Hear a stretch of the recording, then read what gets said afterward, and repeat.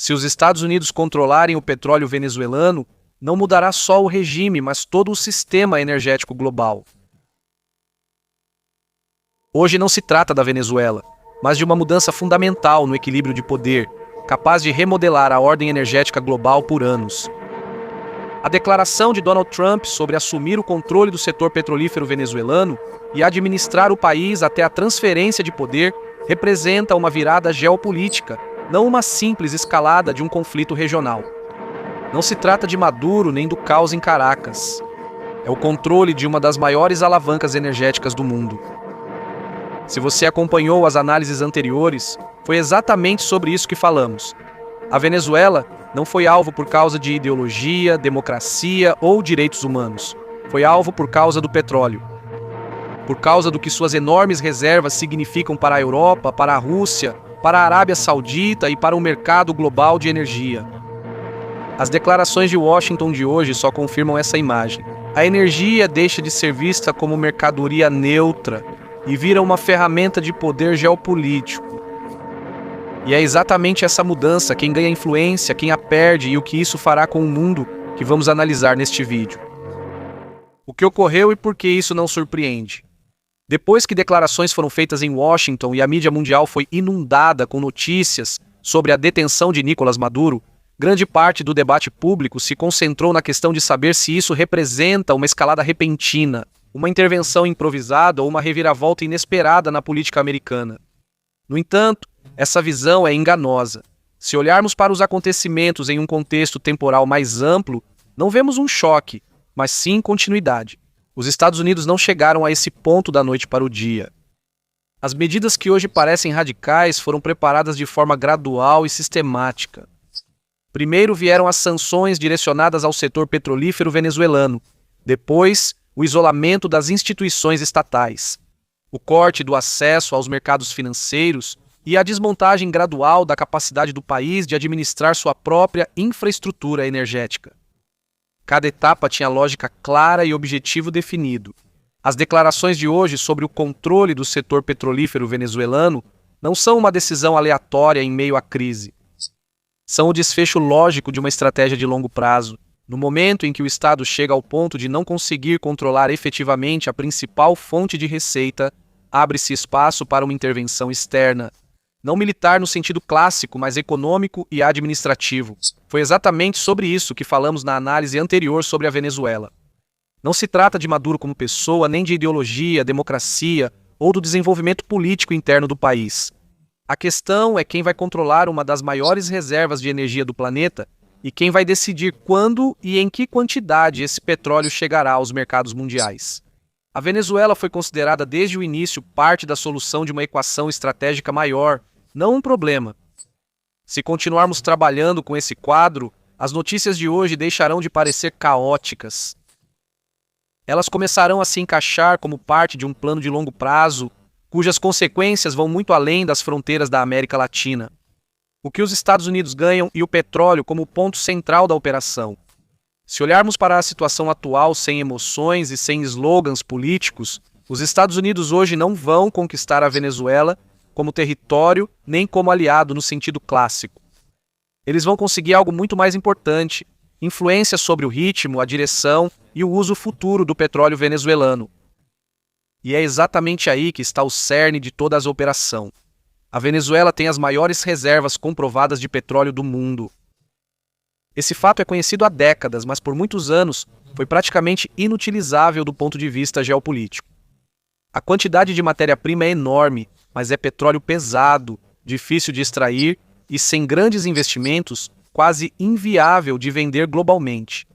Por isso a Venezuela caiu nessa armadilha. Ela tinha a matéria-prima que não conseguia monetizar de forma eficiente sozinha e, ao mesmo tempo, perdeu o acesso à tecnologia e ao capital que permitiriam isso. Para Washington, este é o momento ideal.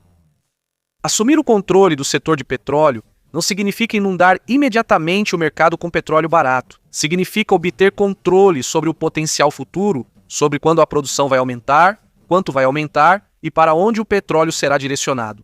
Em outras palavras, não se trata dos barris de hoje, mas daqueles que virão em 3, 5 ou 10 anos. Esta é uma diferença fundamental em relação às intervenções militares tradicionais. Não se trata de uma vitória rápida nem de um efeito imediato. Trata-se de configurar o tabuleiro energético a longo prazo. Se os Estados Unidos conseguirem controlar a produção venezuelana, terão uma ferramenta para equilibrar as oscilações do Oriente Médio, responder às decisões da OPEP e pressionar concorrentes sem precisar recorrer à força militar. Também é um sinal para o mercado global. A Venezuela está deixando de ser um produtor disfuncional e isolado para se tornar uma potencial reserva estratégica do Ocidente. Não imediatamente, não sem riscos, mas com um enorme significado para o futuro. O mercado hoje reage com cautela, mas os grandes jogadores já consideram que uma nova fonte pode ser adicionada ao sistema, que não está sob o controle da OPEP nem da Rússia. É exatamente aqui que a visão da história muda. Isso não é uma intervenção humanitária, nem uma resposta improvisada ao caos em Caracas. Isso é a transferência do controle sobre o potencial energético, que no futuro pode decidir os preços, o poder de negociação dos estados e quem terá vantagem em tempos de crises globais. Na sequência, foi dito que a Venezuela é uma alternativa à Arábia Saudita, o que representa um problema para a OPEP e para o modelo atual de gestão do mercado de petróleo. Por que o petróleo barato afetou mais a Rússia? Quando se fala do petróleo venezuelano como alternativa à Arábia Saudita, não se trata de geografia nem de volumes imediatos, trata-se de um sistema de poder. A Arábia Saudita é hoje o pilar do mercado global de petróleo porque consegue aumentar ou diminuir rapidamente a produção, estabilizando ou, ao contrário, agitando os preços. A Venezuela pode se aproximar dessa capacidade no futuro, mas a diferença fundamental está em quem teria esse poder nas mãos. Se a produção venezuelana fosse restabelecida sob supervisão ocidental, surgiria uma fonte paralela de petróleo fora do controle tradicional da OPEP. Isso significa que parte do poder que hoje está nas mãos da OPEP seria dividido. O mercado não dependeria mais apenas das decisões de um único bloco. Surgiria um novo jogador que não agiria segundo a lógica do cartel, mas sim de acordo com as prioridades geopolíticas do Ocidente. É aqui que aparece a diferença entre a Arábia Saudita e Rússia. A queda do preço do petróleo não afeta igualmente todos os produtores. A Arábia Saudita possui custos de extração muito baixos, conseguindo lucrar com petróleo mesmo em preços reduzidos. Ao mesmo tempo, possui enormes reservas financeiras e um sistema orçamentário flexível. Ela consegue operar por vários anos com receitas mais baixas, sem comprometer a estabilidade do regime. A Rússia não tem essa vantagem. Seu orçamento depende fortemente das receitas do petróleo e do gás. Qualquer queda prolongada nos preços reduz imediatamente as receitas do Estado, limita a capacidade de financiar operações militares, gastos sociais e também a estabilidade da moeda. Além disso, a economia russa tem acesso limitado a capital, tecnologias e mercados ocidentais, o que significa que não possui capital, não tem um plano de reserva, e a diferença também é política. A Arábia Saudita tem espaço para concessões táticas. Ela pode perder receitas por um tempo para garantir sua posição de mercado no longo prazo. A Rússia não tem esse luxo. Cada ano de preços baixos do petróleo aprofunda sua dependência da China, enfraquece sua posição de negociação e aumenta a tensão interna. Por isso, o petróleo venezuelano é tão importante nesse jogo. Se entrar no mercado como uma fonte regulada e estrategicamente cronometrada, pode pressionar os preços para baixo sem oscilações dramáticas. Esse é justamente o cenário mais perigoso para a Rússia. Não é um choque, e sim uma pressão prolongada que desgasta o sistema. No próximo capítulo, vamos analisar como esse desenvolvimento muda a posição da OPEP e por que o cartel pode se encontrar em uma situação a qual não está acostumado, na defensiva. OPEP sob pressão e o fim do velho modelo. A ordem global do petróleo sempre se baseou em um princípio simples. Um grupo de produtores reunidos na OPEP e OPEP mais conseguia coordenar a produção em momentos decisivos e, assim, influenciar o preço. Esse modelo funcionava porque, fora do cartel, não existia uma fonte suficientemente forte, previsível e politicamente alinhada que pudesse enfraquecê-lo a longo prazo. A Venezuela rompe com essa suposição, não de forma imediata, mas de maneira sistêmica. Se sua produção começar a ser retomada sob supervisão ocidental, não surge apenas mais um produtor. Surge uma fonte fora da disciplina do cartel, sem vínculo aos acordos da OPEP nem aos compromissos entre Arábia Saudita e Rússia. Isso representa uma mudança fundamental para a da OPEP. O cartel só funciona quando tem o controle relativamente firme da oferta. Se um jogador entra no sistema e pode aumentar ou diminuir a produção de acordo com uma lógica completamente diferente, a capacidade da OPEP de estabilizar os preços fica enfraquecida. Cada decisão sobre cortes ou aumento da produção precisa levar em conta alguém que o cartel não consegue forçar a cooperar. Ao mesmo tempo, a dinâmica de negociação muda. A OPEP costumava atuar como mediador essencial do equilíbrio.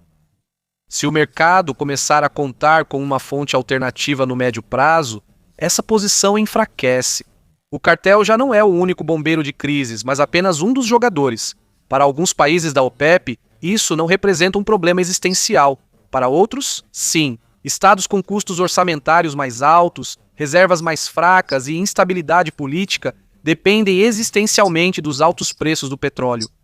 Se o teto de preços for reduzido por um longo período, seu espaço de manobra será dramaticamente reduzido. Nesse sentido, a Venezuela não ameaça a OPEP diretamente.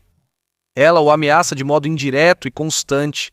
Não acabará com o cartel de uma vez, mas dificultará seu controle previsível do mercado.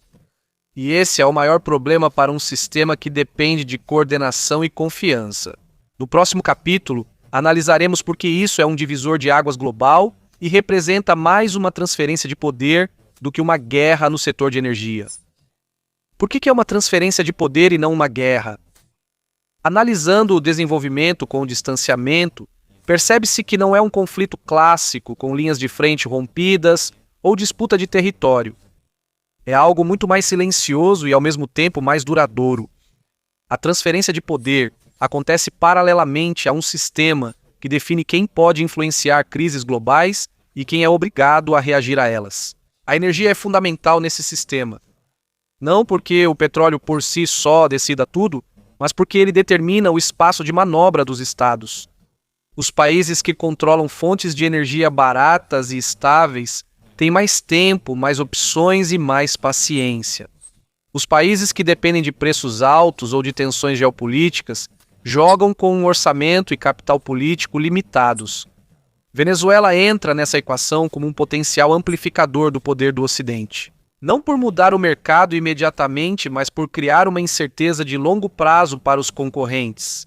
Se você sabe que em alguns anos pode surgir uma grande fonte de petróleo coordenada politicamente, precisa adaptar suas decisões a isso desde já.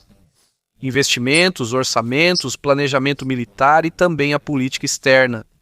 Essa é uma diferença chave em relação à guerra. A guerra cria custos imediatos e reações imediatas. A transferência de poder energético cria uma pressão constante, que atua de forma lenta, mas contínua. Reduz a capacidade de assumir riscos e força o adversário a jogar defensivamente, mesmo que pareça confiante. Por isso, é importante ver os acontecimentos de hoje não como início do caos, mas como começo de uma nova fase na gestão de conflitos. Uma fase em que há menos tiroteios e mais definição de condições. Quem terá energia barata? Quem será capaz de subsidiar sua própria economia? Quem poderá arcar com conflitos longos e quem não poderá? Nesse contexto, a detenção de Maduro e a tomada do controle do setor petrolífero são apenas a ponta visível de um processo que ocorre abaixo da superfície. O verdadeiro conflito não acontece nas ruas de Caracas, mas sim nas futuras faixas de preços, decisões de investimento e estratégias energéticas dos estados. Por isso, no capítulo final, vamos analisar o que podemos esperar a seguir. Como podem reagir a Rússia, a China e a OPEP? E por que é provável que isso não seja o fim da história, mas sim o seu começo? O que farão a Rússia, a China e a OPEP? Se os acontecimentos de hoje significam uma mudança na alavancagem energética, então a questão principal não é o que os Estados Unidos fizeram, mas como os outros jogadores vão reagir. E é justamente aqui que fica claro que não se trata de um capítulo encerrado, mas do início de uma nova fase de negociações globais. Para a Rússia, a situação é extremamente desconfortável. A curto prazo, vai tentar questionar a legitimidade de todo o processo, falar sobre violação da soberania e reforçar a retórica sobre o neocolonialismo. No entanto, Isso é mais uma defesa informacional do que uma estratégia real. Do ponto de vista econômico, Moscou tem poucas opções.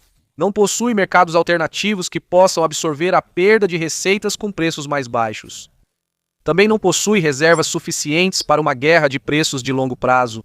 Por isso, sua reação será defensiva e focada em retardar as mudanças, não em revertê-las.